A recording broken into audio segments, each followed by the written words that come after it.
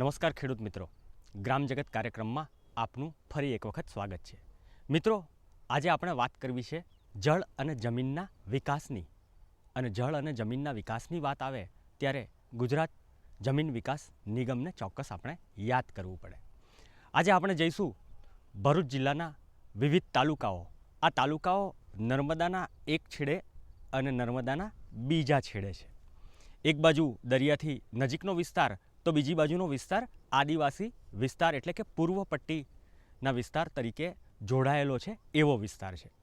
આ વિસ્તારની અંદર એક નાનકડો કાસ બનાવવામાં આવે, 1 કે 2 કિલોમીટર લાંબો કાસ હોય, પણ આ કાસ ખેતીને, ખેડૂતને કેવો મજાનો ફાયદો કરાવી આપે એની પણ માહિતી મેળવશું. તો સાથે સાથે કોતર વધતા હોય અને ખેતી ઘટતી જતી હોય, આ કોતર વધતા રોકવાનું કામ થાય અને ખેતીને કઈ રીતે બચાવવામાં આવે છે એ પણ જોઈશું.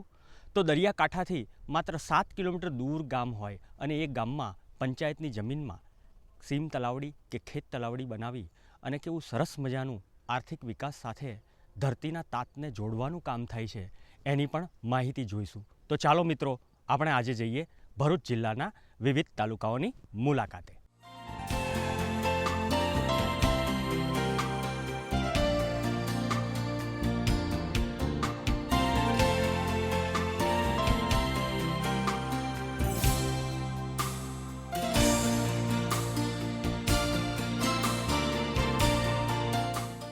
ગુજરાત રાજ્ય જમીન વિકાસ નિગમના ભરૂચ જિલ્લાના મદદનીશ નિયામક શ્રી કેજી ઉપાધ્યાય સાહેબ છે. ઉપાધ્યાય સાહેબ, દૂરદર્શનના ગ્રામ જગત કાર્યક્રમમાં આપનું સ્વાગત છે. નમસ્કાર સાહેબ, જ્યારે ભરૂચ જિલ્લાની વાત કરવામાં આવે ત્યારે ભરૂચ જિલ્લાની ભૌગોલિક પરિસ્થિતિ એવી છે કે એક તો નર્મદાનો કાંઠો પણ બીજી બાજુ દરિયાકાંઠો પણ છે અને એક તરફ પૂર્વ તરફ આદિવાસી પટ્ટી પણ છે. તો આ બધી બાબતોને ધ્યાનમાં લેતા ભરૂચ જિલ્લામાં જમીન વિકાસ નિગમ દ્વારા જુદા જુદા તાલુકાઓમાં કયા પ્રકારની કામગીરી કરવામાં આવી છે? નહીં, બહુ સરસ સુંદર પ્રશ્ન છે. ભરૂચ જિલ્લા એક એવું જિલ્લા છે કે જેમાં ટ્રાઇબલ એરિયા બી આવે છે પૂર પટ્ટીમાં, અને જે પશ્ચિમ ભાગમાં છે એ દરિયાઈ ભાગ આવે છે, અને એ ઇન્ડસ્ટ્રીયલ એરિયા છે કે જે અંકલેશ્વર તાલુકો આવે એ આખો ઇન્ડસ્ટ્રીયલ એરિયામાં આવે છે, અને પશ્ચિમમાં બી ઇન્ડસ્ટ્રીયલ એરિયા છે. એટલે એ જે તાલુકા છે એ બધી પ્રકારની ભૌગોલિક પરિસ્થિતિઓ यहाँ ઉપસ્થિત છે. જેમ આમ ટ્રાઇબલ એરિયામાં આદિવાસી ખેડૂતો રહે, આદિવાસી વિસ્તાર છે, ઉબડ ખાબડ છે, ટેકરાવાલા છે, અને જે દરિયાવાલા ભાગ છે એ ખરાશવાલા છે, ફ્લેટ છે લેकिन ખરાશવાલા ભાગ છે, ત્યાં પાણી બી ખારું નીકળે છે. દરિયા કાંઠાના વિસ્તારો છે, ખાસ કરીને આમોદ, જંબુસર એટલે જંબુસર તાલુકો, વાગરા, અંકલેશ્વર અને ભરૂચ, આ વિસ્તારમાં ખાસ કરીને શું ધ્યાન રાખીને નિગમ કામગીરી કરે છે? એ ખરાશવાળો એરિયા છે. ખરાશવાળા એરિયાને આપણને ધ્યાનમાં રાખીને વિવિધ યોજનાઓ यहाँ गुजरात राज्य जमीन विकास निगम द्वारा कार्यरत है. जैसे दरिया किनारे છે એ SLC 31 સેલિનિટી યોજના છે. SLC 19 ભાલ એરિયા બી આવે છે. આમાં જંબુસર તાલુકા અને બાગરા તાલુકામાં ભાલ એરિયા આવે છે, જે ભાલિયા ઘઉં આપણે ઉત્પન્ન કરે છે ખેડૂતોની આ જમીન, અને એમાં ધગસ વધારે છે.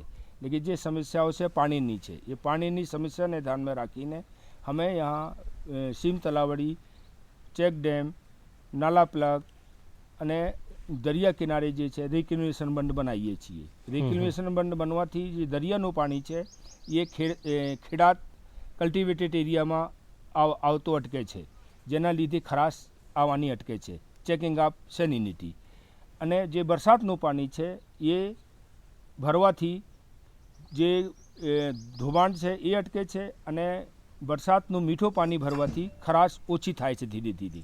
જે દર વર્ષે જैसे આપણે મિટ્ટીમાં મીઠું ઉમેરી દીધું હોય અને મીઠુંને ઓછું કરવું હોય તો એને વોશ આઉટ કરવું પડે, અને એ વોશ આઉટ તો મોટો એરિયા છે, નાનો એરિયા હોય તો આપણે કરીએ તો એમની એક જ તકલીફ છે કે જે વરસાદનું પાણી છે જે વહીને દરિયામાં જાય છે એ દરિયામાં વહી ના જાય, એટલે એને રોકવાનું રિક્યુનેશન બંધ દ્વારા પર્ક્યુલેશન ટેન્ક છે, સીમ તલાવડી છે, ચેક ડેમ દ્વારા વિવિધ સોઇલ વોટર કન્ઝર્વેશન એક્ટિવિટી દ્વારા વરસાદનું વહેતો પાણી રોકવામાં આવે છે, જે મીઠું પાણી છે, અને એ પાણી ઠરવાથી જમીન જે છે એ સેલિનિટી ઓછી કરે છે. આ વિસ્તારના ખેડૂતો માત્ર ને માત્ર વરસાદી ખેતી ઉપર જ નિર્ભર હતા. આ સીમ તલાવડી કે ખેત તલાવડીમાં પાણીનો સંગ્રહ થાય પણ એ વરસાદ આવ્યો હોય તો જ થાય. આવા સંજોગોમાં જો વરસાદ ઓછો થાય અથવા તો પાછળ જાય તો શું આ તલાવડી કામમાં આવી શકે? આમાં શું છે કે જैसे વરસાદ ઓછો પડે તો બી ખેત તલાવડીમાં સંગ્રહ થઈ ગયા હોય, અને ખેત તલાવડીમાં પાણી જે સંગ્રહ કરેલા હોય સીમ તલાવડીમાં એમાં એકાદ પાણીના લીધે જે ફસલ યા ખેતી બગડી જતી હતી, સુકાઈ જતી હતી, એને શું છે એક પાણી મળવાથી જીવનદાન મળે છે. અને જે બિલકુલ બગડતી ખેતી હતી એના લીધે ઉત્પાદન મળી રહે છે. બરાબર. જે બિલકુલ ઉત્પાદન નહીં મળતું હતું એની જગ્યાએ ઉત્પાદન આપણે મેળવી શકીએ છીએ. અને પાણીનું વપરાશ આવવાથી મતલબ ઇરિગેશન થવાથી ખેડૂતોએ બી મિક્સ ક્રોપિંગ કરવા માંડ્યા છે. મિક્સ એક સાથે બીજી ક્રોપિંગ પેટર્ન અપનાવવાથી એને જે ખેતીનું જે ખર્ચ છે એ એને બચી જાય છે. બીજે ક્રોપિંગ છે જैसे દાખલા તરીકે છે કેળની ખેતી કરે છે ખેડૂતો, વર્ષોથી કરતા આવ્યા હતા, લેकिन પહેલે ફક્ત કેળની ખેતી કરતા હતા, લેकिन હવે કેળની ખેતી સાથે એમાં મરચાં રોપી દે છે એક લાઇનમાં, તો મરચાં ભી નું ઉત્પાદન મળી રહે છે. રીંગણા કરે છે તો રીંગણાની ભી ઉત્પાદન વધે છે.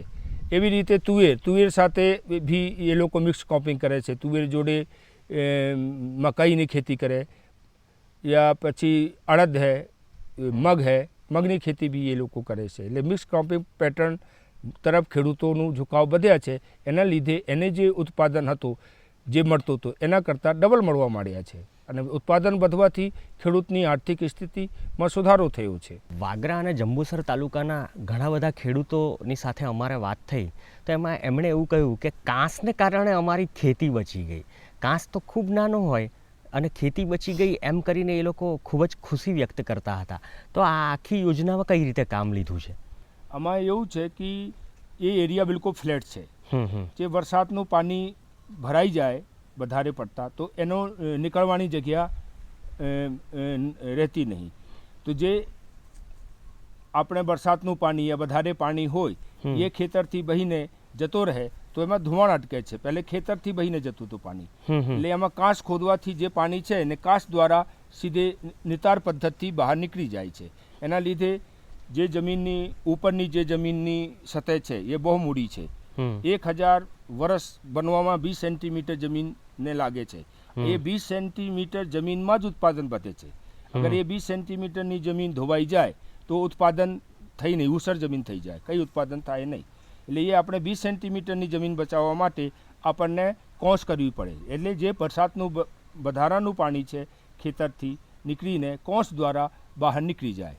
બરાબર. અને કોંસના લીધે જે પાણીનો જે પ્રવાહ છે જે વેલોસિટી કહીએ છીએ એ ઓછી થાય, અને પાણીનો પ્રવાહ ઓછો થાય વહાણ તો એ જમીનને ઓછો નુકસાન કરે છે.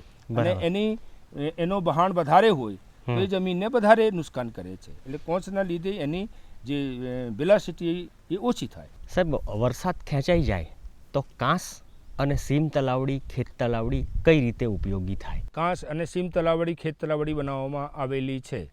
એનો ફાયદા તો એક તો વરસાદનું પાણી એમાં સંગ્રહ થાય છે. વરસાદનું પાણી જબ સંગ્રહ જે થયેલા હોય એ લોકોએ પિયત માટે ઉપયોગ કરે છે.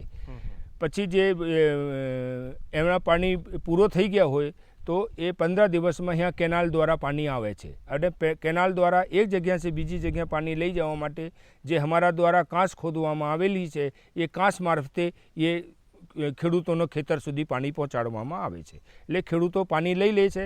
વધારાનું પાણી એ લોકોએ જે ખેત તલાવડી હોય એટલે સીમ તલાવડીમાં બી એ પાણી સ્ટોરેજ કરી લે છે. જ્યારે કેનાલના પાણી આવતો બંધ થાય કે ના મળતો હોય તે ટાઈમે એ આપણે ફસલમાં પિયત કરીને એ ફસલમાં ઉત્પાદન વધારે મેળવી શકે છે.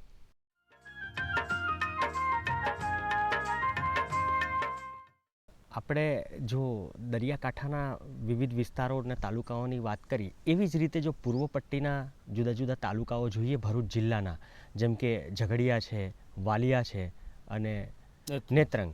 તો આ તાલુકાઓમાં આદિવાસી ખેડૂતોને લાભ થાય એવા કયા કામો થયા છે? ત્યાંની ભૌગોલિક પરિસ્થિતિ આપણે બાગરા જે દરિયા કિનારાનું છે એમાંથી બિલકુલ તદ્દન જુદી છે. એમાં ખાડા ટેકરાવાળા એરિયા છે જ્યાં આપણને કેનાલનું પાણી પહોંચતો નથી, જેના લીધે તકલીફો પડે છે. જમીન અનલેવલ છે. એટલે अब गुजरात राज्य जमीन विकास द्वारा SLC3 જે વાટરશેડ યોજના વાટરશેડ ધોરણ યોજના છે એ દ્વારા એમાં જે ઉબડ-ખાબડ જમીન છે એને લેવલિંગ કરવામાં આવે છે.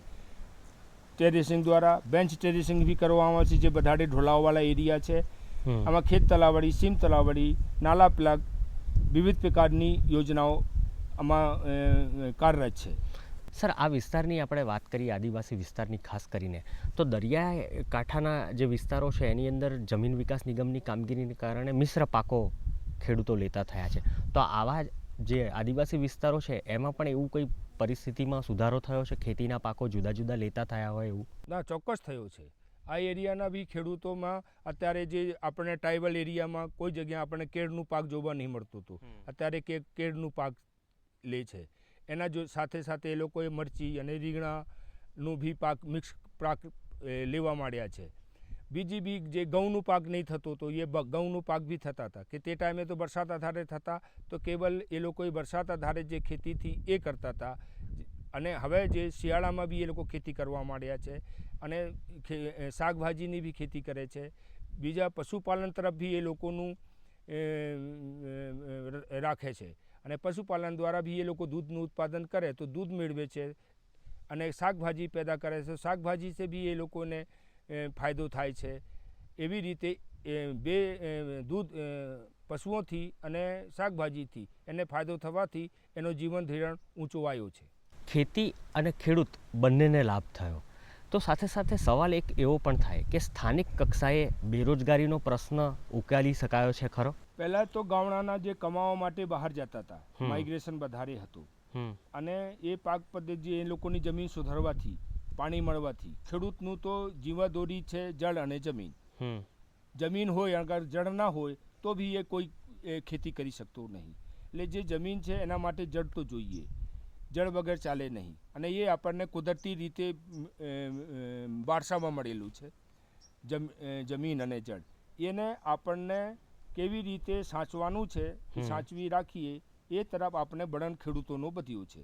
જો સાથે સાથે એ લોકોનું બનીકરણ અને ફળફળાદીની ઝાડો બી તરફ બી એ લોકોનું ઝુકાવ છે. બાડી બનાવે છે તો એમાં ફળફળાદી દ્વારા બી એ લોકો આવક મેળવે છે. મિક્સ ક્રોપિંગ કરે છે એનાથી બી આવક મેળવે છે. દુધાળા પશુઓ રાખે છે એનાથી બી એ લોકો આવક મેળવે છે. તો આવી રીતે ખેડૂતોને નવી નવી ટેકનોલોજી આવી છે, એના એ લોકો ઉપયોગ કરીને જુદી જુદી અને કૃષિ મેળા યા કૃષિ યુનિવર્સિટી દ્વારા બી એ લોકોને સમયસર સેમિનાર યા એ લોકોને ખેડૂત તાલીમ આપવામાં આવે છે. જેના લીધે ગામના જે ખેડૂત હતા એ વધારે નવી ટેકનિકનો ઉપયોગ કરવા માંડ્યો છે.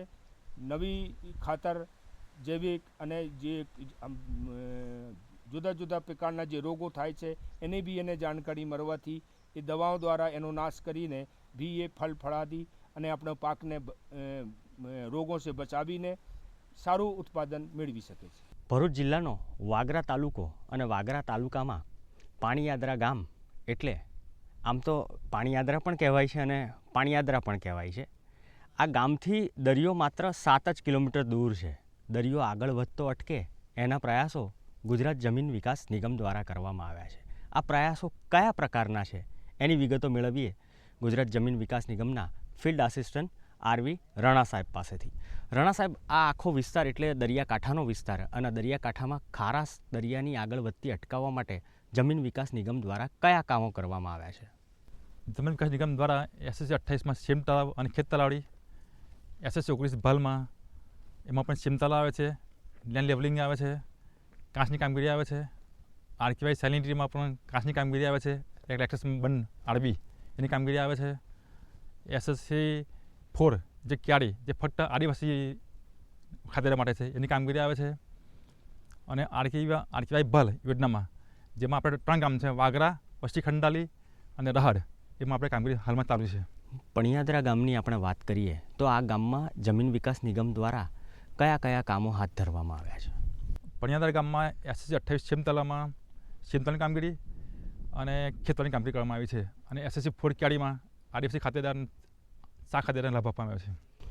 અચ્છા, આજે SLC 28 તમે જે કહો છો હા. એ યોજનાનો મુખ્ય હેતુ શું છે? SSC 28 શેમ તલાવમાં જે પંચાયતની જે જમીન હોય એમાં આપણે શેમ તલાવ બનાવ્યા છે 90 મીટર 80 મીટર અને 3 મીટરથી 3.5 મીટર ઊંડું. એમાં જે પાણી વસંત પાણી હોય એના અંદર સંગ્રહ થાય છે અને એનાથી આપણે આજુબાજુ લાભાર્થી ખાતેદાર પિયત કરે છે. બરાબર. અને એ પાણી જે મીઠું પાણી સંગ્રહ થાય છે એના આજુબાજુ જમીનનો લેવલમાં ભેજ ઊંચો આવે છે. બરાબર. અને જે ધોર જે તળાવ નીકળે સીમમાં ખાતેદાર ખાનગી ખાતેદારના એ ધોર પાણી પીવા માટે પણ ઉપયોગ કરે છે. જે SLC 28 યોજના તમે કહી એ માત્ર પંચાયતની જમીનમાં જ તે કામ કરે છે કે હા. અન્ય કોઈને જરૂરિયાત હોય તો પણ ખેડૂતોને તો પણ કામગીરી કરવામાં આવે છે? SSC 28 શેમ તલાવની કામગીરી ફક્ત પંચાયત જમીનમાં કામ થાય છે, ત્યારે SSC 28 ખેત તળાવ એ ખાનગી ખાતેદારના ખેતરમાં કામગીરી 4 મીટરની ખેત તળાવ બનાવે છે. બરાબર. અત્યારે આપણે પણિયાદરા ગામની અંદર જે ખેત તલાવડી પંચાયતની જમીનમાં બનાવવામાં આવી એમાં ઊભા છીએ. હા. આ કામ પૂરું થઈ ગયું છે, પણ આ અગાઉ આ ગામને આવા જ કોઈ કામનો લાભ મળ્યો હતો ખરો? હા, અગાઉ SSC 28 શેમ તલાવ આપણે 3 બનાવ્યા છે અગાઉ, હમ. અને બીજી લગભગ 25 થી 30 ખેત તળાવ બનાવી છે. અચ્છા. એ લગભગ 2012 બનાવી છે. અચ્છા, તો 4 વર્ષ પહેલાં જે ખેત તલાવડીઓ બનાવવામાં આવી હા. હતી એનો ગામ લોકોને ખેતીમાં કેવો ફાયદો થયો હતો? ઘણો ફાયદો છે. એ લોકોએ છેલ્લે જે ઘઉં બનાવે છે ઘઉં દિવાળી પછી હમ. એ ઘઉંમાં છેલ્લે 2 પિયત લે છે, એટલે ઘઉંના ઉતારવામાં ઘણો ફાયદો થયો છે. બરાબર. એટલે આપણે ઘઉંમાં ફાયદો થયો છે એ ઉપરાંત આપણે જોઈએ તો કે વૈજ્ઞાનિક ખેતી અહીંયા વિકસતી જાય છે, અથવા બીજી રીતે જોઈએ તો પાક ઉત્પાદનમાં કેટલી વૃદ્ધિ મેળવી શકાય છે એની કોઈ વિગતો આપી શકો આપ? ઘઉંમાં લગભગ કિંમત એટલે એક વીંગા એટલે એક એકડે લગભગ જે પહેલે જે પાક ઓછો પાકતો હતો હમ. 1 કિંમત 2 કિંમત એટલે 3 થી 4 કિંમત પાક પાકે છે ઘઉંમાં, બરાબર. એટલે લગભગ 2 કિંમત જેટલો ઉતારો વધારે આવે છે પાણી આપ્યા પછી. ખેતી અને પશુપાલન સહિયારા વ્યવસાયો કહેવાય. હા. તો આ સંજોગોમાં ખેત તલાવડીનો લાભ પશુપાલનમાં કેવી રીતે થાય? પશુપાલન જે સીમમાં જે ધોળ ચરવામાંથી નીકળે છે એ હમ. પાણી પીએ છે, અને ધોળ ચરવા માટે જે બાજુ જમીનમાં ધોળ ચડીને પાણી પીએ એટલે એનો ઉપયોગ પાણી પીવા માટે કરીએ છીએ. આ જે પાણી બચાવવામાં આવે અને એનો ઉપયોગ ખેડૂતો ઉપરથી પાણી આપવા માટે કરે, તો એ તમે ઘઉંની વાત કરી તો માત્ર જાડા ધાન કે અનાજ ઉત્પાદન મેળવતા પાકો છે એની અંદર જ મદદરૂપ થાય છે કે અન્ય પાકો પણ લેતા થયા છે ખેડૂતો? અહીંયા ઘઉં સિવાય પછી મગ બનાવે છે, હમ. પછી પેલા મઠ બનાવે છે, અને ઘઉં એટલું પાકે છે. બરાબર. 4 વર્ષ પહેલાં જે ખેત તલાવડીઓ બની હતી એ અને આજે આપણે ઊભા છીએ એ નવી ખેત તલાવડી, આનાથી ખેડૂતોના ખેત ઉત્પાદનમાં કેવો ફાયદો નોંધાશે? ખેત ઉત્પાદન માટે ઘણો ફાયદો થયો છે. અગાઉ જે પાકતું હતું એના કરતાં લગભગ 20-30% પાક ઉત્પાદન વધી ગયું છે.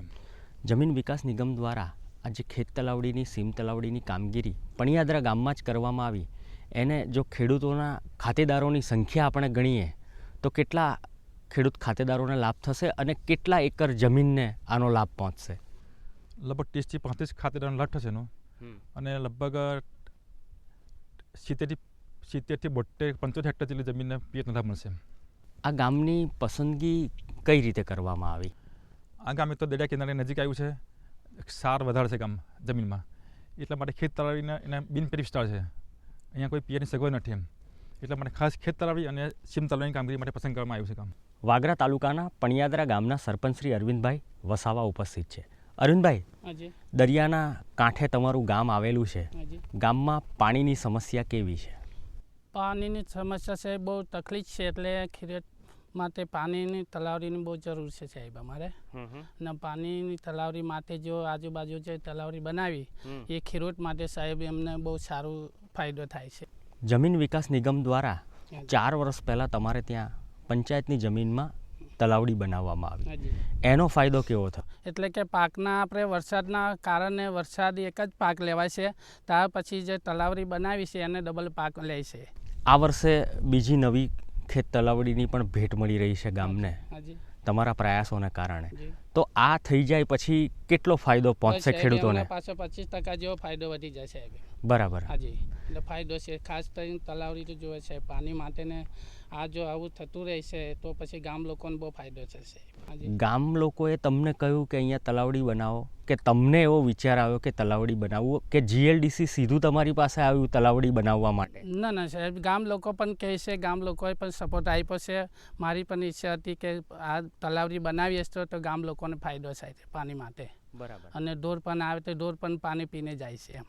આ ખેત તલાવડી બની એટલે ખેતી અને ખેત ઉત્પાદનમાં તો વધારો થશે જ, આ બધા પણ થાય. જ્યારે આપણે પશુપાલનની વાત કરીએ તો દૂધ ઉત્પાદન કેવું થશે? હા સાહેબ, જો એ પાણીની તકલીફ માટે આ મીઠા પાણીનો વરસાદના કારણે વરસાદ પાણી ભરાય છે, એટલે વરસાદમાં પાણી થાય એટલે રોગ પણ ઓછો થાય છે, પાણી પણ સારું મળે છે.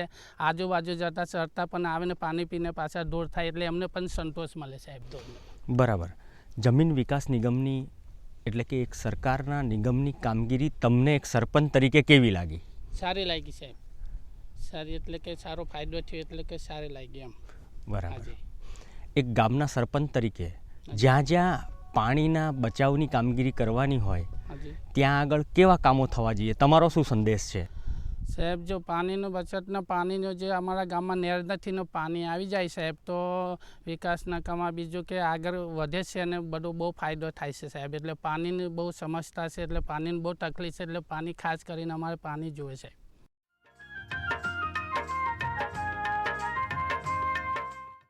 તમે બહુ સરસ મજાની વાતો આ કાર્યક્રમમાં કરી. ભરૂચ જિલ્લાનો જ ખેડૂત નહીં પણ આખા રાજ્યનો કોઈ પણ ખેડૂત હોય અને એને જમીન વિકાસ નિગમની જુદી જુદી યોજનાઓનો લાભ લેવો હોય તો એ સંપર્ક ક્યાં કરી શકે? તમે પસંદગી કેવી રીતે કરી શકો? મંદસની નિયામક કચેરીની ના હસ્તક ફિલ્ડ સુપરવાઇઝરની કચેરીએ તાલુકે સ્તર છે. હવે ગુજરાત સરકારે આઈ કિસાન પોર્ટલ દ્વારા ઓનલાઈન અરજીની સિસ્ટમ ઊભી કરી છે. તો જે ખેડૂતોએ કામ કરાવવા ઈચ્છતા હોય એ આઈ કિસાન પોર્ટલ દ્વારા અરજી કરી શકે છે. એ અરજી અમારે પાસે આવવાથી એને ઇન્વર્ટ કરવામાં આવે છે. ઇન્વર્ટ કર્યા પછી અમારા જે કર્મચારીઓ છે એ સ્થળની મુલાકાત લઈને એ કામ કરવા લાયક છે કે નહીં, ઇલિજિબલ છે કે અનઇલિજિબલ છે, એવી રીતે એને ઇલિજિબલ કરે છે. ઇલિજિબલ થયા પછી બાયસેક દ્વારા પ્રી ઇમેજ લેવામાં આવે છે કે સદર હું ખેતરમાં આ અગાઉ કોઈ પણ પ્રકારની કામગીરી કરવામાં આવેલી નહીં જમીન સંરક્ષણની. એવી ત્યાંથી પ્રમાણે થયા પછી અમારા દ્વારા એના વર્ક ઓર્ડર આપવામાં આવે છે. વર્ક ઓર્ડર પછી કામગીરી શરૂ કરવામાં આવે છે. કામગીરી પૂર્ણ થયાથી પછી અમારે બાયસેકને વેરિફિકેશન દ્વારા મોકલવામાં આવે છે. ત્યાંથી એવું થાય કે આમાં કામ કરવામાં આવેલ છે એવું પોસ્ટ ઇમેજ આવેથી RTGSથી એ કામનું પેમેન્ટ કરવામાં આવે છે. ઉપદેશ હવે આ તો બહુ સરસ મજાની વાત થઈ. આંગળીના ટેરવે એક સરસ મજાનું કામ ખેડૂત એના ગામમાં બેઠો બેઠો પંચાયત કચેરીમાં જઈને પણ કરી શકે છે. ગમે તે આજે સરસ મજાની વાતો કરી. આવી ફરી પાછી વાતો કરવા માટે આપણે એક વખત મળીશું.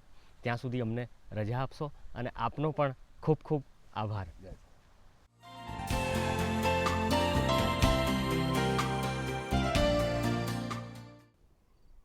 જોયું ને મિત્રો, કેવું સરસ મજાનું કામ છે. કામો પ્રમાણમાં બહુ જ નાના નાના છે, પણ જેમ જાજા હાથ રળિયામણા એમ નાના નાના કામ પણ રળિયામણા. સરવાળે સામૂહિક રીતે આ બધા કામો ભેગા થાય અને ગુજરાતનું ખેતીનું ચિત્ર વધારે ને વધારે સોનેરી બનતું જાય એવા દિવસો નજીકના ભવિષ્યમાં આવી રહ્યા છે એવું આપણને ચોક્કસ લાગે.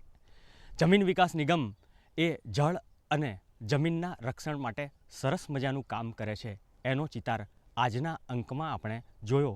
ફરી પાછા આવા જ કાર્યક્રમ ખેતીના વિષય, ખેડૂતના વિકાસની વાતો લઈને પુનઃ આપણે મળીશું. ત્યાં સુધી અમને રજા આપશો.